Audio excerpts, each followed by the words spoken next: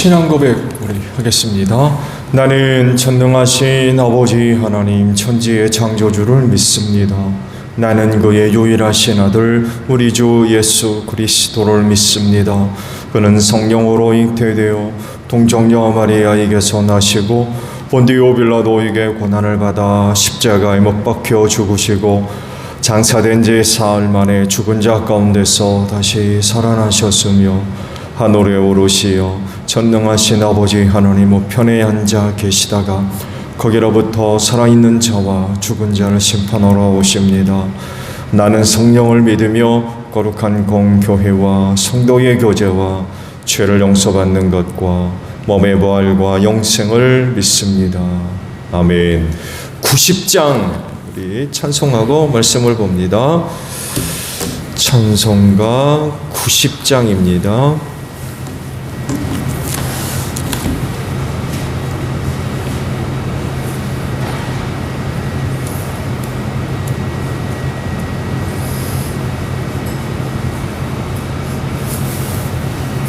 주 예수 내가 알기 전 날 먼저 사랑했네.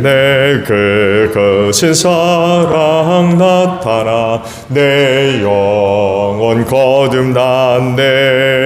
주 내 맘에 늘 계시고 나 주의 안에 있어 저 포도비유 같으니 참 좋은 나의 친구. 내 친구 되신 예수님 날 구원하시려고 그 귀한 몸을 버리사 내 죄를 대속했네. 나 주님을 늘 믿으며 그 손을 의지하고 내 몸과 마음을 바쳐서 끝까지 충성하리. 내 진실하신 친구여 그 은혜 내려주사 나랑 상고하시고 내 방패 되옵소서. 그 풍성한 참 사랑을 뒤늦이 끊을 소냐. 날 구원하신 예수는 참 좋은 나의 친구. 말씀을 봅니다. 에스라 6장 13절에서 마지막 절까지 봅니다. 에스라 6장 13절로 마지막이에요. 그래서 유프라테스 서쪽 지방의 딴는의 총독과 스달보스네와 동료 관리들은 다리우스 왕이 내린 조서에 지시한 대로 신속하게 처리하였다. 학계 예언자와 이뜨의 아들 스가랴가 성전 공사를 격려하였다. 유다의 원로들은 계속하여 성전을 지었고 공사는 순조롭게 진행되었다. 그들은 이스라엘의 하나님의 명과 페르시아 왕 고레스와 다리우스와 아닥사스다의 칙령을 따라서 성전 짓는 일을 끝낼 수 있었다. 성전 건축이 끝난 것은 다리우스 왕 6년 아달월 3일이다. 그때 제사장들과 레위 사람들과 사로잡혀갔다가 돌아온 사람들과 모든 이스라엘 백성은 기뻐하면서 하나님의 성전 봉헌식을 올렸다. 하나님께 이 성전을 바치면서 그들은 수소 100마리와 순양 200마리와 어린 양 400마리를 바치고 온 이스라엘을 위한 속죄 제물로는 이스라엘 지파의 수대로 순년소 12마리를 바쳤다. 그렇게 한 다음에 그들은 갈래별로 제사장을 세우고 무리별로 레위 사람을 세워서 모세의 책에 기록된 대로 예루살렘에서 하나님을 섬기는 일을 맡아보게 하였다. 사로잡혀 갔다가 돌아온 이들은 첫째 달 14일에 유월절을 지켰다. 제사장들과 레위 사람들은 일제히 몸을 씻고서 정결 예식을 치렀다. 그런 다음에 레위 사람들은 돌아온 이들 모두와 동료 제사장들과 자기들이 먹을 유월절 양을 잡았다. 잡혀갔다가 돌아온 이스라엘 자손들이 그것을 먹었다. 그 땅에 살던 이방 사람들에게서 부정을 탔다가 그 부정을 떨어버리고 주 이스라엘의 하나님을 찾아온 이들도 그들과 함께 유월절 양고기를 먹었다. 그들은 이랫동안 무교절을 즐겁게 지켰다. 주님께서 아시리아 왕의 마음을 돌이켜서 그들에게 호의를 베풀도록 하셨으므로 그들은 힘을 얻었다. 그들은 주 이스라엘의 하나님이신 하나님의 성전을 다시 지을 수 있었으므로 한없이 기뻤다. 아멘. 오늘 아침에는요, 두 곳의 말씀을 보려고 합니다. 하나는 14절의 말씀이고 하나는 마지막 22절에 있는 말씀인데, 먼저 14절 중반절의 말씀입니다. 그들은 이스라엘의 하나님의 명과 페르시아 왕 고레스와 다리우스와 아닥사스다의 칙령을 따라서 성전 짓는 일을 끝낼 수 있었다 라고 말씀을 하시고, 22절은요 하반 22절 상반절입니다. 주님께서 아시리아 왕의 마음을 돌이켜서 그들에게 호의를 베풀도록 하셨으므로 그들은 힘을 얻었다라는 구절의 말씀드립니다. 두 곳의 말씀을 비교해 보려고 그래요.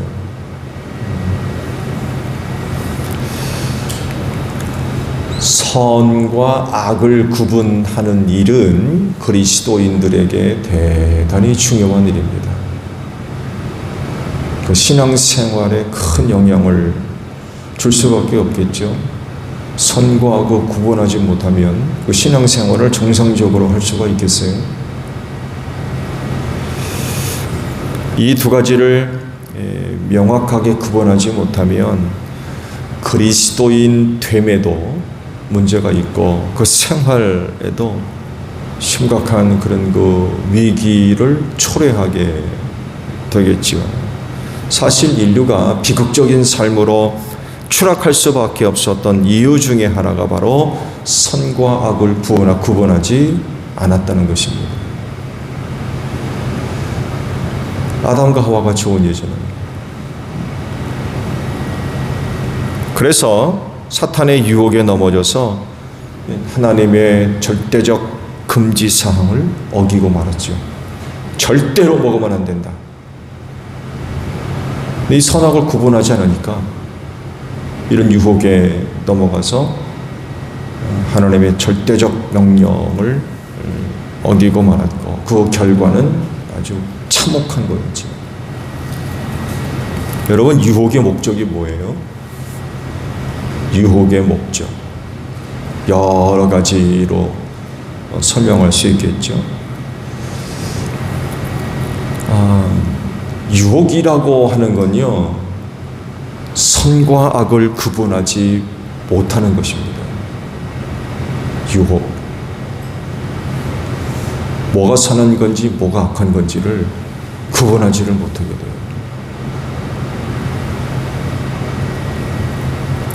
사탄의 전형적인 방법입니다.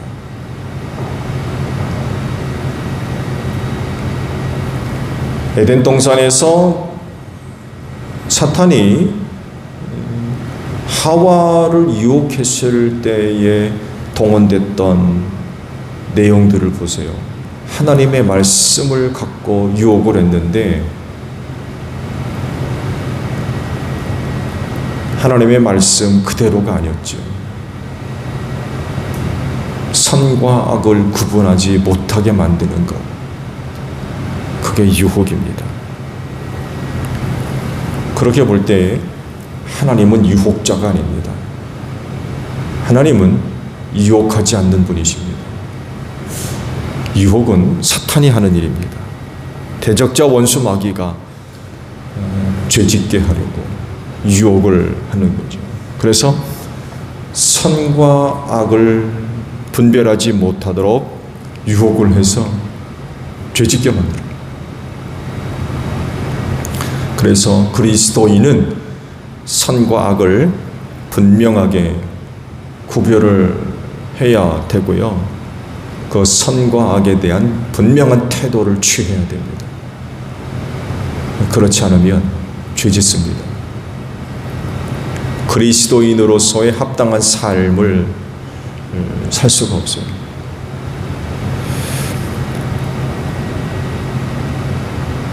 오늘 두 곳의 말씀이 바로 이거를 이야기하고 있어요. 서로 다른 의미를 이 말씀 속에서 발견할 수 있습니다.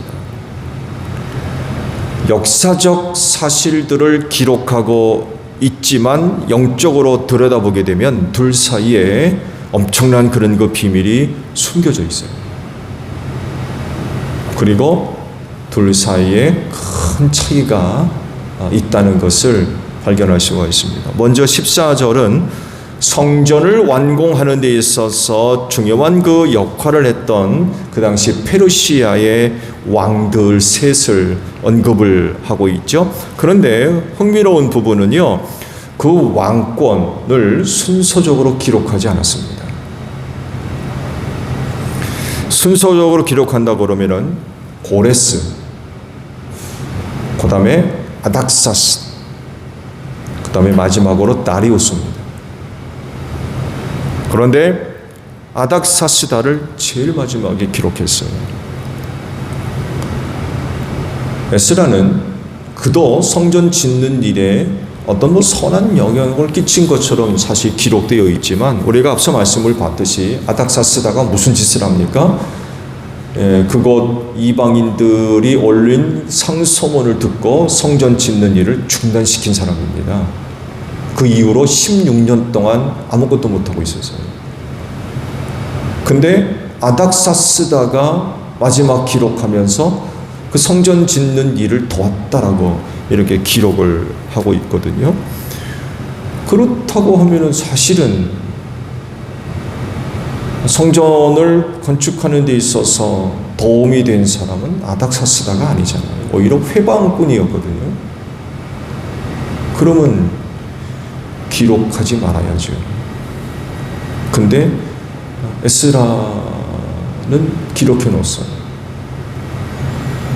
이유를 찾아본다면요, 그가 저지른 일도, 그가 그렇게 중단시킨 그 일도 하나님의 섭리와 주권하에 두었던 것입니다.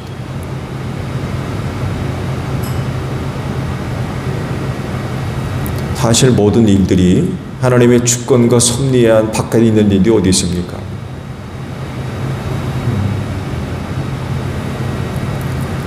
인간적인 그런 그 개념으로 본다 그러면 아닥사스다의 이름은 그 기록되지 말아야죠. 근데 그럼에도 불구하고 마지막으로 순서를 떠나서 기록된 이유는 이것밖에 없어요. 그가 한 일도 하나님의 섭리와 주권하에 있었던 일이었기 때문에 포함시켰던 거예요. 22절을 보면 아주 흥미로운 그런 부분이 있습니다.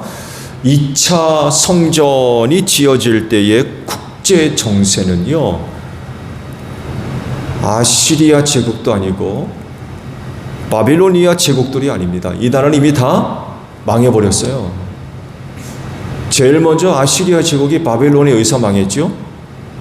바벨론은 어디에 망합니까? 지금 페르시아한테 망했습니다. 지금 페르시아가 국제 정세에 아주 큰 영향력을 끼치고 있는 나라였거든요. 페르시아 천하예요.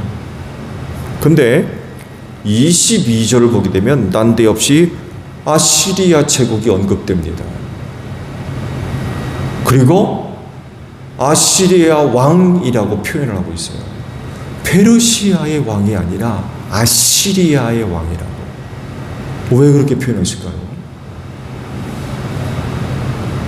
지금 페르시아 천하이고 성전 건축, 재건축을 하는 데 있어서 페르시아 왕들이 영향을 줬거든요. 근데 느닷없이 왜 아시리아 왕이 언급이 되고 있을까요? 이유가 뭐라고 생각하십니까? 말씀을 보면 주님께서 아시리아 왕의 마음을 돌이켜 남유다 백성들에게 호의를 베풀었다, 이렇게 기록을 하시는데, 말씀드린 대로 시기적으로 전혀 맞질 않아요. 전혀. 시기적으로 이건 뭐 진짜 엉뚱당뚱한 그런 그 기록을 지금 하고 있다는 거죠. 왜 에스라는 이렇게 기록을 했던 걸까요? 이유는요, 페르시아 제국의 왕도 아시리아 제국의 왕들과 다를 바 없이 타락하고 악한 자라는 것입니다. 분명히 페르시아 왕들이거든요. 근데 그들 중에 한 사람을 아시리아 왕이라고 표현한 이유는 아시리아 왕들과 다를 바 없는 사람들이란 얘기예요. 가장 잔혹한 사람들이 아시리아 사람들이었습니다. 아시리아 제국이 망할 수밖에 없었던 중요한 이유 중에 하나가 바로 그거예요. 잔악한 사람들. 뭐 이름 말할 수가 없었다고 해요.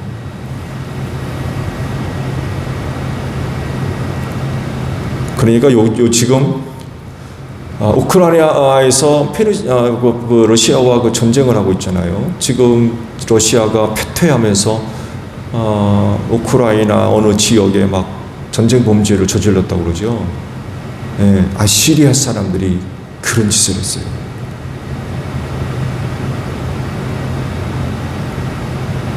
너무나도 끔찍한 그런 그 짓들을 많이 했어요.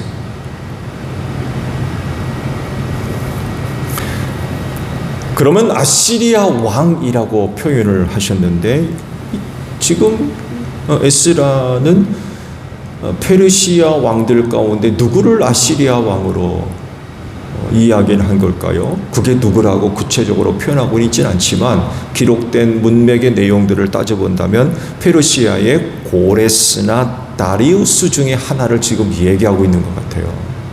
근데 뭐 아시듯이 고레스는 원년에 하나님의 감동을 받아가지고 돌려보냈잖아요. 성전 짓게 하고. 그리고 중단됐던 것을 다시금 실행시켰던 사람이 다리우스거든요. 이 둘 중에 하나를 지금 언급하고 있는 거예요. 근데요, 그렇다 할지라도 그들은 아시리아 제국의 왕들과 악하고 잔인하며 타락했던 자들이라는 것을 그 구절 속에 포함시키고 있어요.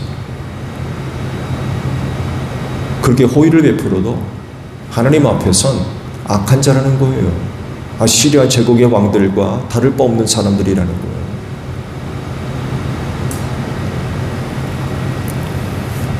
인간적으로 호의를 베풀고 호의를 받으면 사람들이 그 호의에 대해서 오해 때문에 생각을 많이 바꿔요. 네, 자기한테 호의를 베풀어 주니까.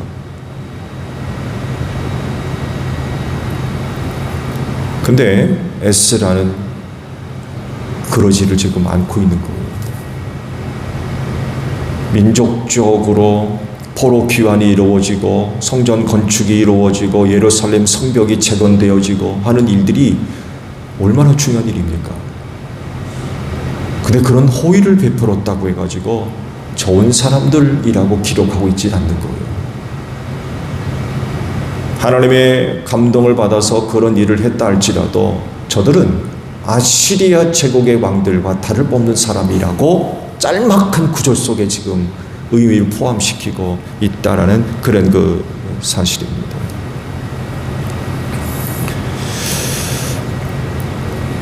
악한 자는 악한 자입니다.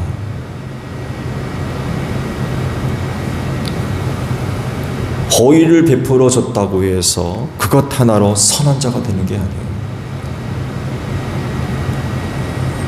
만약 그렇다면 22절에서 하나님께서 감동시킨 페르시아 제국의 왕을 아시리아 왕이라고 표현하지 않았을 겁니다.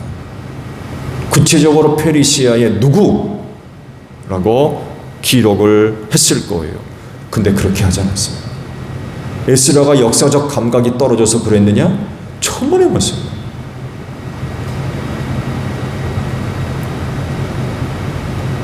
에스라가 이렇게 기록된 건 곧 하나님께서 지금 일어나고 있는 그 상황들을 지금 어떻게 보고 계시는가를 에스라가 그대로 드러내고 있는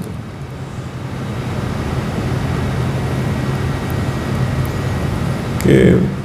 호의를 베풀었다고 해서 선한 사람? 그게 아니라는 거예요.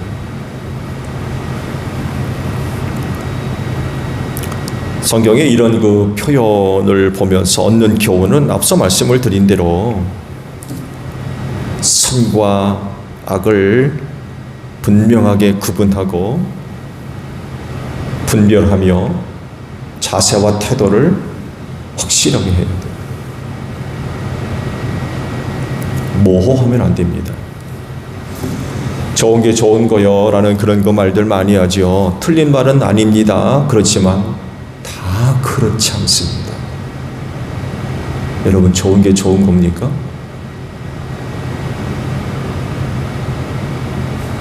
이게 맞는 말이라고 그러면 에스라는 이렇게 기록하면 안 돼요. 근데 놀랍게도 당시 일어나고 있는 일들에 대해서 좀 하나님이 어떻게 보고 계시는가를 에스라가 잘 드러내고 있어요.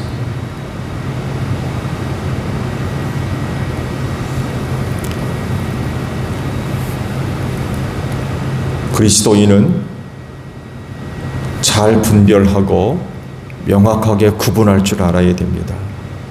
그렇게 해야 그리스도인으로서의 합당한 태도와 자세를 분명하게 할 수 있어요. 유혹 조심하십시오.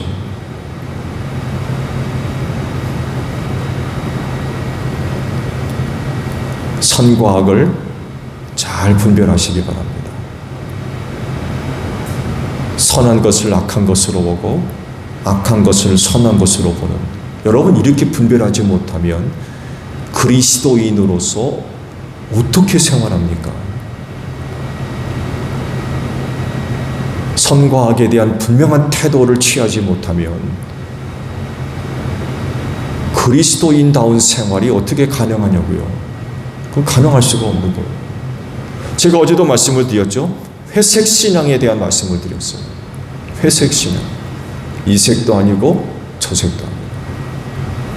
왜 이런 일이 벌어져요? 말씀과도 같이 선과 악을 명확하게 구분하지 않기 때문에 그래요. 자기 유익한 대로 생각하고 판단하고 대처합니다. 그러니까 회색이 되는 거예요. 아니, 신앙생활하는 사람이 영적으로 정치하는 겁니까? 뭐 하는 겁니까? 그런 식으로 신앙생활할 수 없죠.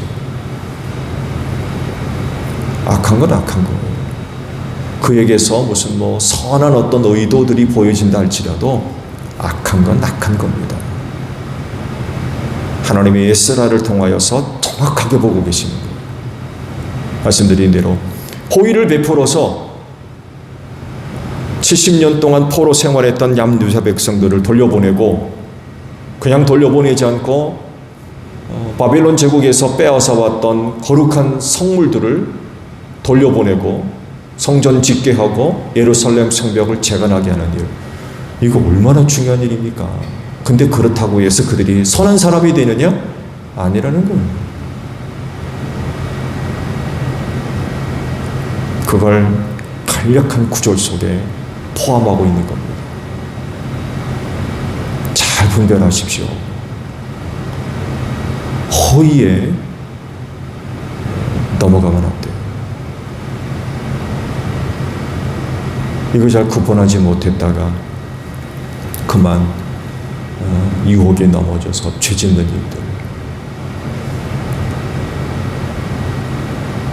선한 것을 선택하지 못하고 결국에는 악의 유혹에 빠져서 범죄하는 이런 일들이 있으면 안 되는 거죠. 그리스도인으로서의 합당한 태도와 자세는 선이 무엇이고 악이 무엇인가를 분명하게 구분하지 못하면 그런 그 삶을 살 수가 없어요. 선도 모르고 악도 모르고 선이 악한 것 같고 악이 선한 것 같고,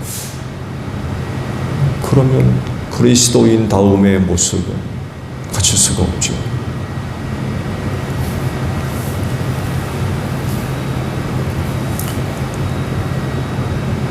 오늘 하루의 삶도 선을 따르는 여러분들이 되시기를 바랍니다. 여러분 안에 내주하시는 하나님의 영께서 여러분을 도우셔서 선이 무엇이고 악이 무엇인가를 바르게 판단하고 분별해서 명확한 태도를 취할 수 있는 그런 가운데 그리스도인 다음의 삶의 모습들이 지켜지는 여러분들이 되시기를 바랍니다. 주기도문합니다. 하늘에 계신 우리 아버지, 아버지의 이름을 거룩하게 하시며 아버지의 나라가 오게 하시며 아버지의 뜻이 하늘에서와 같이 땅에서도 이루어지게 하소서. 오늘 우리에게 용할 양식을 주시고 우리가 우리에게 잘못한 사람을 용서하여 준 것 같이 우리 죄를 용서하여 주시고 우리를 시험에 빠지지 않게 하시고 악에서 구하소서. 나라와 권능과 영광이 영원히 아버지의 것입니다. 아멘. 기도하겠습니다.